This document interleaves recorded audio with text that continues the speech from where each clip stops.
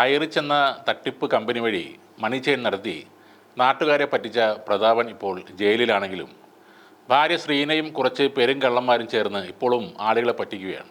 25 ലക്ഷം രൂപ വക്കീലിന് കൊടുക്കാൻ പിരിവ് നടക്കുകയാണ്. എന്നാൽ ഇതിൽ പണം മുടക്കിയവർ പല കാര്യങ്ങളും ഇപ്പോൾ മനസ്സിലാക്കിയിട്ടുണ്ട്. ഏറെ വൈകിയാണെങ്കിലും അവർ ഈ തട്ടിപ്പിനെതിരെ ഇപ്പോൾ കാര്യങ്ങൾ തുറന്നു പറയുന്നുണ്ട്.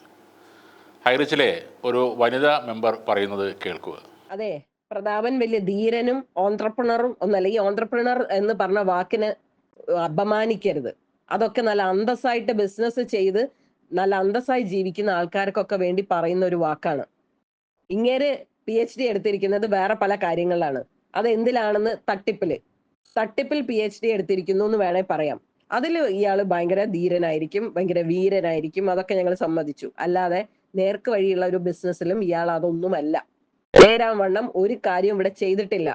പല നല്ല ബിസിനസ് ചെയ്യുന്ന ആൾക്കാരെ നോക്കി ആ ബിസിനസ് ഒക്കെ കോപ്പി അടിച്ച് അതിന്റെ ഒരു പടം വരച്ച് അതിന്റെ ഒരു വീഡിയോ ഇറക്കിയിട്ട് ഒന്നും ചെയ്യാതെ വീട്ടിലിരുന്ന് ആൾക്കാരെ പറ്റിച്ച് പണം വാങ്ങി ആ പണം കൊണ്ട് റൊട്ടേഷൻ അടിച്ച് ചെയ്തു. ഇപ്പോഴും നിങ്ങളോട് പറയുന്നു, ഡിസംബർ 6-ാം തീയതി വരെ പണം തന്നത് ജനങ്ങളുടെ പണമാണ്. ജനങ്ങൾ താഴെ പുതുതായി ജോയിൻ ചെയ്ത ആൾക്കാരുടെ പണം കമ്പനിയിലേക്ക് ഇങ്ങനെ എത്തിക്കൊണ്ടിരുന്നത് തന്നെ എടുത്തിട്ടാണ് തന്നത്. അതിനൊരു കമ്പനിയും വേണ്ട, പ്രതാപനും വേണ്ട. ഇന്ന് ഇപ്പോൾ 10 മണിക്ക് തൃശ്ശൂരിൽ മറ്റൊരു ആളെ ചേർക്കൽ പരിപാടിയുടെ മീറ്റിംഗ് നടക്കുകയാണ്. അതിൽ പങ്കെടുക്കാൻ വിശിഷ്ട അതിഥികളായി വരുന്നത് ഹൈറിച്ച് വഴി പണം തട്ടിച്ചവർ തന്നെയാണ്, പഴയ ലീഡർമാർ.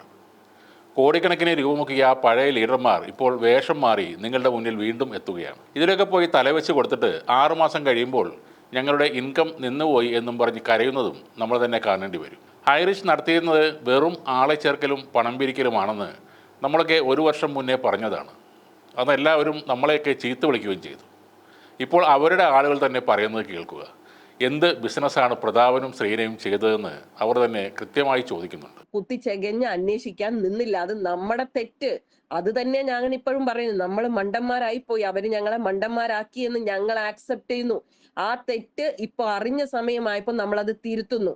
ഈ OTT ഉണ്ട്, അവർക്ക് അതുണ്ട്, അവർക്ക് ഇതുണ്ട്, നല്ല പ്രൊജക്ട്. മാട്രിമോണിയിൽ എത്ര ആൾക്കാരെ കല്യാണം നിങ്ങൾ കഴിപ്പിച്ചു? എത്ര ഫാം നിങ്ങൾ പിന്നെ ഫാമിൽ നിന്ന് എത്ര ഫാം പ്രൊഡക്ട്സ് നിങ്ങൾ ഉണ്ടാക്കി? എത്ര ഫാം നിങ്ങൾക്ക് ഇപ്പൊ ഉണ്ട്? എന്നാ ഒന്ന് പറ, കേക്കട്ടെ. കുറച്ച് കാശ് പോയവർ യൂട്യൂബ് ചാനലൊക്കെ തുടങ്ങി പ്രതാപനെയും ഹൈറിച്ചിനെയും വെള്ള പൂശാൻ ശ്രമിച്ചിരുന്നു. അവരെയും ഇപ്പോൾ കാണുന്നില്ല. ആളുകൾ ചോദ്യം ചെയ്യാൻ തുടങ്ങിയിരിക്കുന്നു എന്നതാണ് സത്യം. പലരും അവരുടെ ഗ്രൂപ്പുകളിൽ കാര്യങ്ങൾ തുറന്നു പറയുന്നു, ലീഡർമാരെ നേർക്കുനേർ ചോദ്യം ചെയ്യുന്നു. പണം നഷ്ടപ്പെട്ട ഒരു സ്ത്രീ ദൈവത്തെ വിളിച്ച് പ്രാർത്ഥിക്കുന്നതും കൂടി കേൾക്കുക. എന്റെ പടച്ചോനെ, ഈ പാവങ്ങളെ പൈസയൊക്കെ വാരി കൂട്ടി വെച്ചത് ആരാണ്? അവരെ തലയിൽ ഇടുത്തിയും വീഴണം, പാമ്പും കടിക്കണം, കല്ലുമഴയും പെയ്യണം, എല്ലാം ഉണ്ടായിരിക്കണേ പടച്ചോനെ.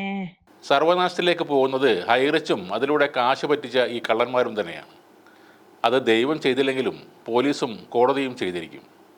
ഇനിയെങ്കിലും ഈ നാണം കെട്ട കമ്പനിയെയും അവരുടെ കള്ളന്മാരായ ലീഡർമാരെയും താങ്ങി നടക്കുന്നത് അവസാനിപ്പിക്കുക.